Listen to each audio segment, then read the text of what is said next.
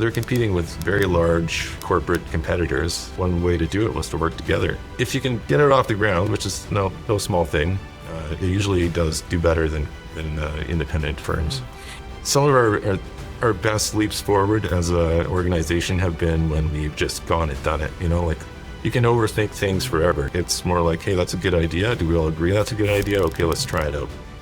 Welcome to the Sask Entrepreneurs Podcast. Today we have a very exciting guest, Dan Mathews, who is the Manager, Strategy and Communications of Cooperatives First. He's been there since 5 years, and previously he was working in advertising and economic development. He is also a contributing writer for Industry West magazine. Dan, welcome to the show. Thank you, Mathews. It's great to have you here, and I know that we go many years back. I had a chance to meet with you many years ago and have seen you in your journey. So maybe tell us a little bit about your backstory and how you ended up in this role. How did I end up in this role? That is a good question. So my background is largely in advertising, and I did do a stint a couple of years in economic development, largely in the rural areas and then some in the city here. So I worked for a couple of years as a account manager and copywriter for an ad firm in town, and I've had clients from large credit unions to car dealerships, and I would say, my encounter with the cooperative model itself started, as a child, where my dad was, he ran a grocery store in a small town called Brokenville. That's a mining town on the southeast side of Saskatchewan. And so, I kind of got my hard knocks on how retail business works as a kid, watching him kind of struggle to turn small margins into a profitable business.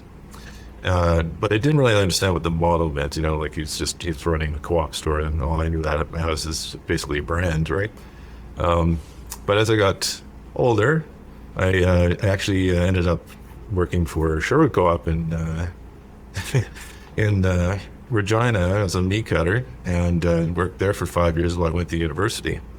And again, it kind of just the brand and a business, and gave me a great crash course in how to kind of manage again margins in a very small margin business. And a couple of years on from that, I ended up on the board of a small co-op that was also a grocery store. I seemed to be a sucker for that kind of business, and there I met my future boss, who's the executive director of Cooperatives First, and we both sat on the board and oversaw this cooperative, where I kind of got a good insight into what the model was about, and kind of where it fit, and how to use it and how maybe not to use it. So that's kind of the short journey to where I am today. So at Cooperatives First, what are the types of customers that you serve? So our mandate is, first off, I should say we are funded by Federated Cooperatives Limited and the Cooperative Retailing System, which is the co-op brand, as most people know. It's across Western Canada, gas stations and grocery stores, and they own the co-op refinery in Regina, and have moved into fertilizer and all kinds of things, selling ag and hardware across Western Canada. So we're funded fully by them. They also initiated us through a research project at the University of Saskatchewan here, through Johnson-Choyama School of Policy. They did a 2-year research project basically into whether the model was relevant in rural and Indigenous communities, and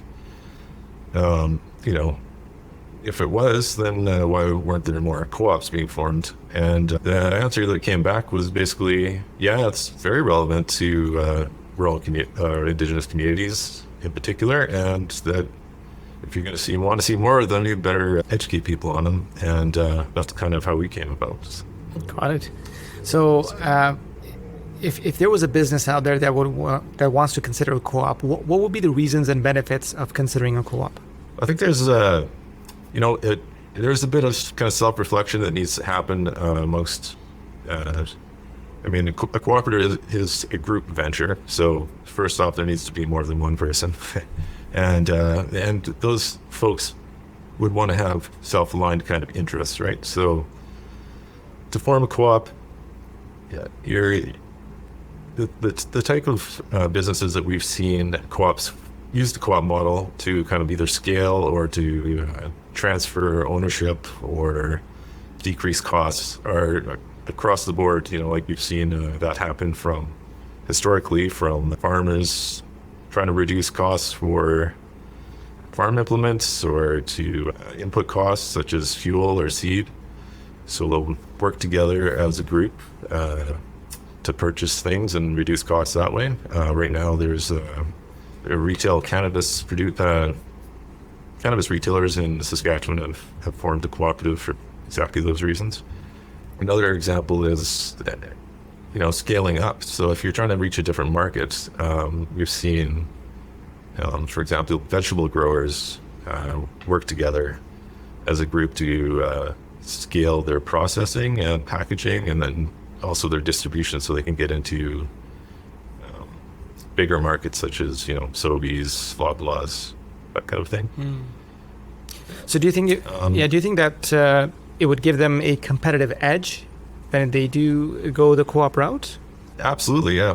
I mean, again, with the cannabis retailers in Saskatchewan, they represent as a group, I think about 25% of the number of stores in the province, and they are currently doing volume. I think I heard them say it's a plus 60% of the actual revenue in the province. So they're, and I mean, you're talking about that they're competing with very large corporate competitors who have deep pockets, and they had to figure out a way to reduce their costs, make sure the quality of their product was consistent, and that they could compete with these guys. And one way to do it was to work together. And we've seen that historically across, the prairies, really. Like, one of the reasons the refinery in Regina exists is because 8 farmers back in the 30s got fed up with paying exorbitant fuel costs. And they remortgaged their farms and, started a steaming plant. And that, over time, getting more and more producers together to, help invest in this business and grow it. And now it's a, multi-billion-dollar business in Saskatchewan, and it pumps all kinds of economic opportunity across the prairies. So interesting. So when it comes to, obviously, the situation that we're in through the pandemic, the past couple of years has been quite harsh for a lot of businesses, and businesses have chosen to pivot, and they've thrived. But how does the co-op structure impact businesses that have been, negatively affected through the pandemic? On some level, we've seen some entrepreneurs kind of working together to compete with things like Amazon or some of the delivery companies. And, I think that, time will tell whether that they were able to scale or not. We've seen a few, especially like rideshare, trying to create an environment where they're able to provide drivers with, a better pay, which is like sort of the incentive for joining the co-op, I guess. And same with the delivery drivers in terms of like food or other goods. But I'd say more locally and kind of in my direct experience is, there are a lot of businesses that are about to transition because, as aging business owners, and, if you can't find a buyer for your business, especially if you're in a rural community, one of your options is, either your suppliers buy you out as a cooperative, or your customers buy you out as a cooperative, or maybe even the community is interested in kind of working, maybe if you're producing enough community value, their community to take you over. Like we've recently seen that happen with a movie theater in Weyburn. So right. They're looking at, the community's looking at purchasing out of the theater. So it seems to be a great strategy to be more resourceful. And I think, when you actually are working together, you can basically do more. And I find that that approach can work really well for certain kinds of projects, especially larger projects that cannot be done with, from smaller businesses. Would you agree to that? Yeah, absolutely. So for a sole entrepreneur or a subcontractor, consultant, if often you are working within a community of other people who kind of work in a similar space. In particular, I can think of as myself coming from the background as a freelance writer. That if I partnered with a graphic designer and maybe a web developer or something like that. When you get a large project that might, maybe from a larger corporation or a government entity, and they're not going to give you a chance while you're on your own, but you work together with these other consultants under, a united brand, and you come together, work together for that project, bid on that project as a group. But, for your day-to-day work, you're still that independent business, and you're doing your own thing, and you still have that kind of freedom and autonomy. But it gives you the opportunity when the opportunity comes up to bid on a big project to work with others. I love the fact that you're really sharing a lot of information about how to actually construct a co-op on the website that you have for cooperativesfirst.com, as well as Co-op Creator. And the educational content is really wonderful. Can you talk a little bit about that as far as how do you actually educate your audience, and where do you think they can find information that is relevant about structuring a co-op? Yeah, for sure. So it's been a bit of a journey over the past 5 years. We started out, with the idea that, as we learned from the research project that formed us, there was pretty low capacity in terms of co-op knowledge out there. And so we had to find a way to kind of mobilize this, but a lot of what is out there is pretty academic-y, a little bit dry. And to be honest, there's a lot of misinformation out there around co-ops, and, are they socialists, or are they whatever? Or anti-capitalist, I've heard that too, but which is not true. It's just it's a corporate structure, and the uniqueness of it is that you need a group of people to form the business, and that it quite often serves its owners directly. So, if you're in some way, so it's either bringing more revenue through your independent business, it is bringing you a service that you need, if you're interested in organic groceries and there's no organic grocery store, you form a co-op with your friends that also are interested in organic groceries, and then you form a business that way, and you kind of work as a group. So to try and so it's super versatile. It's got a long history in this country. Those very successful businesses, I think according to government of Canada, if they tend to last, they tend to be survive 5 years longer than most small businesses, and they also have a longevity consistently longer than most small businesses. So if you can get it off the ground, which is no small thing, it usually does do better than independent firms. I was going to say, it's interesting you mentioned that statistic, because most small businesses don't even last for 5 years. There's a huge failure rate. So I think this structure can actually offer a significant, stability to growing the business. But please go on. It can, definitely be a stabilizing force. I think you do have to be careful, and I think inherently it's kind of a risk adverse or a pretty conservative type of model. You're not iterating pretty fast because it is a group of people. So you have to think kind of pretty innovatively about what your governance structure looks like, and we spend a lot of time on that. What is the purpose of the business? What is it exactly you're trying to do? How can we organize you in a way that best serves your interests, right, as a group, so that everybody walks away feeling like they got some value from this exercise, right? And every situation is different, but if if everybody's pretty honest about what their self-interests are, and we can make those things work together, there's no reason it couldn't be a great business. Like, I mean, FCL is sort of 90 years now, I think, or plus 90 years. Like, that's a tremendous amount of structure and organization, and the impacts. I think they have about close to 30,000 employees. Wow. Do you find that co-op structures, they can actually, they're only designed for a purpose or a particular project, and then they disintegrate after a period of time, or as is the case with FCL, they can be extremely long-term as well? But what are maybe some of the benefits of having a structure that is long-term as FCL?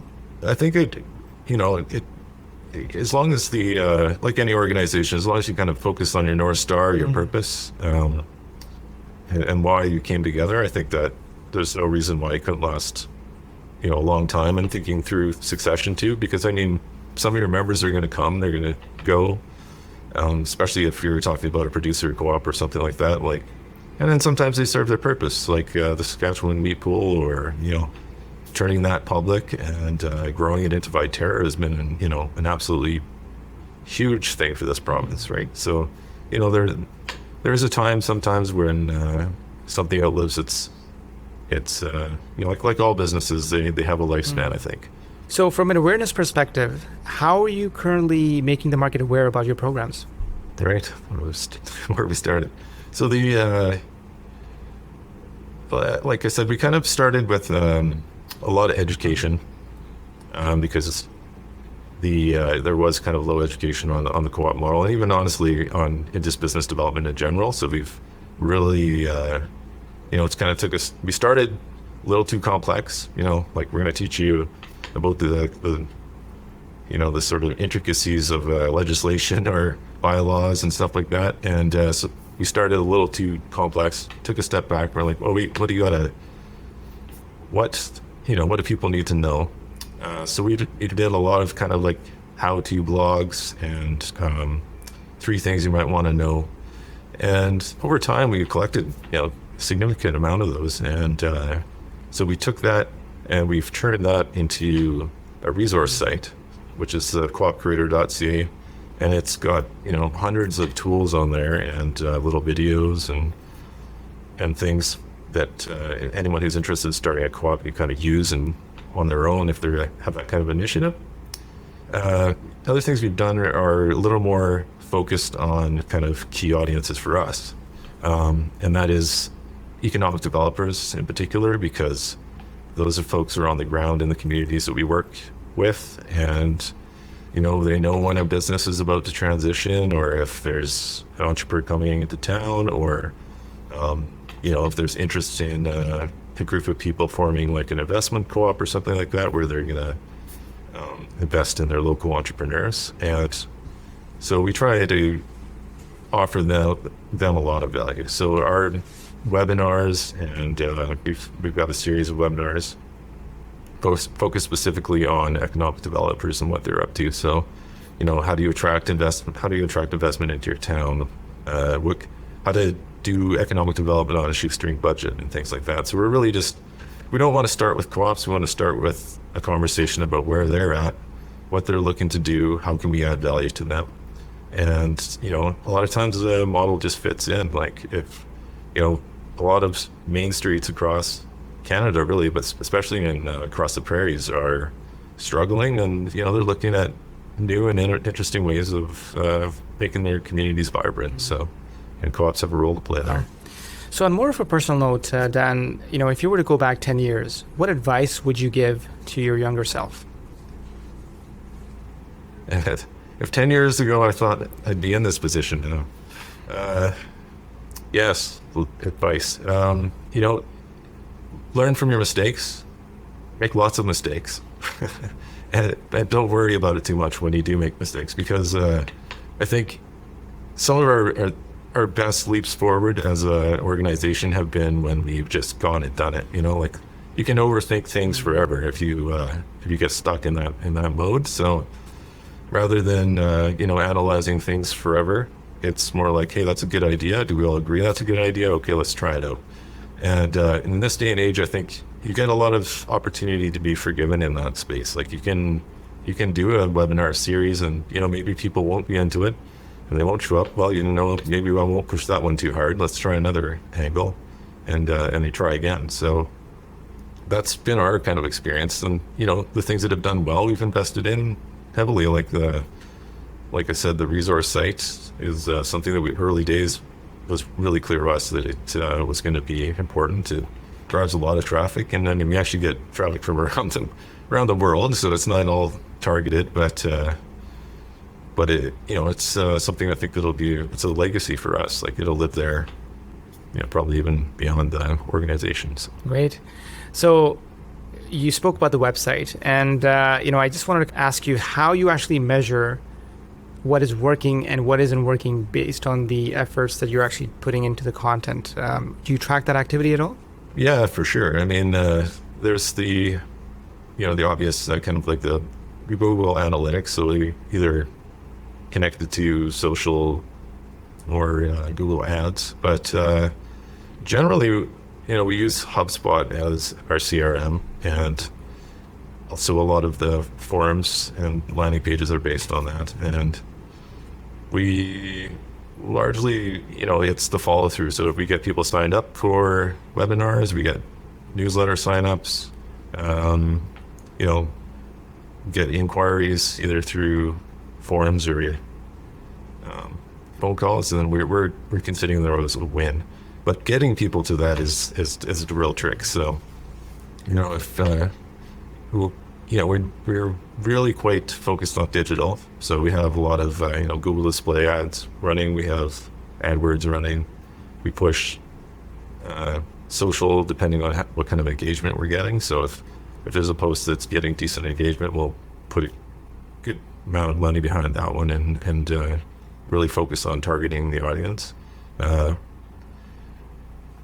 I think it's we're not a lot different than most businesses that way. Other than what we're trying to sell is a long sell. It's not like we don't at the other end. It's not quick and product shows up on your door. That's 3 days later. We're trying to sell you a legal structure. So that's right. There's a bit of a customer journey mapping that is required, and it's a lot more. Yeah, so true.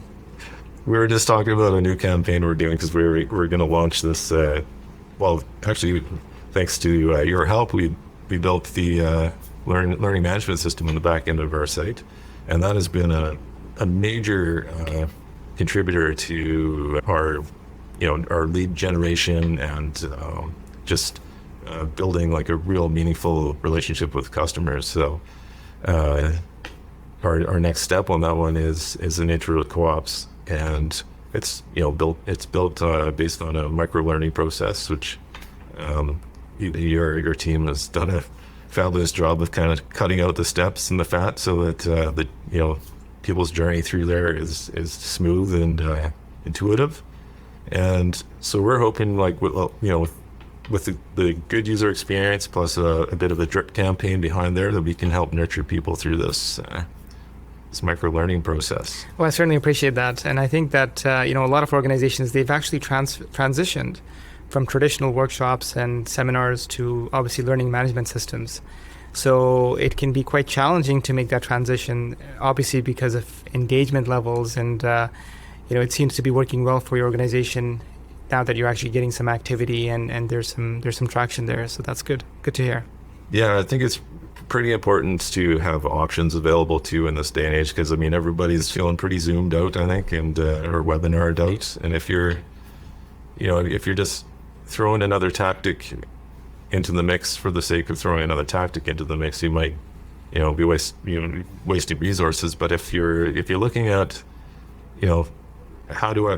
what are people engaging with, and starting with kind of where they're at, like I said with the economic developers, we want to make sure we're giving them value for their time, right? So the webinar series has worked out for us on that front, but with another stakeholder group, maybe it won't. So we want to make sure that we have other options available, and the LMS obviously gives us one avenue. Got it. Yeah. So Dan, based on the challenges and experiences that you've experienced, what are some of the big takeaways that you can actually give to our audience? It's prioritize your time, because you can do everything, but you won't have time to do everything. So you're gonna have to really pick and choose what it is you're lean into. And like I said, we started with a lot of blogs, a lot of how-tos and that, and it's helped us a lot. It's created great SEO for us, I think. But today we're producing a lot less, like 1 or 2 a month rather than 1 a week sort of thing. And the reason we're doing that is because our podcast gets decent numbers for a lot less work. The webinars get a lot more meaningful engagement for similar amount of work. So we're really focusing a lot more on kind of like, well, what is bringing us a lot more value for our time. So prioritization is huge. Got it. Yeah. So Dan, it's been wonderful to have you here on the show, and would love to know how people can connect with you, as well as where can they find you online. For sure. Cooperativesfirst.com. And if you're not interested in talking to us directly, coopcreator.ca. You can start your own co-op with your own initiative. We do believe the co-op model is a DIY type of model, so have that. Excellent. We'll definitely include those links in this podcast. Again, thank you so much for taking the time today, and we wish you the best. Yeah, thank you for having me, Waleed. Thanks for listening to Sask Entrepreneurs. If you enjoyed today's episode, be sure to follow, subscribe, and share it with someone who needs a spark of inspiration. To catch more stories and lessons learned from Saskatchewan's business leaders, visit SaskEntrepreneurs.com. Until next time, keep building, keep growing, and keep Saskatchewan strong. Ciao.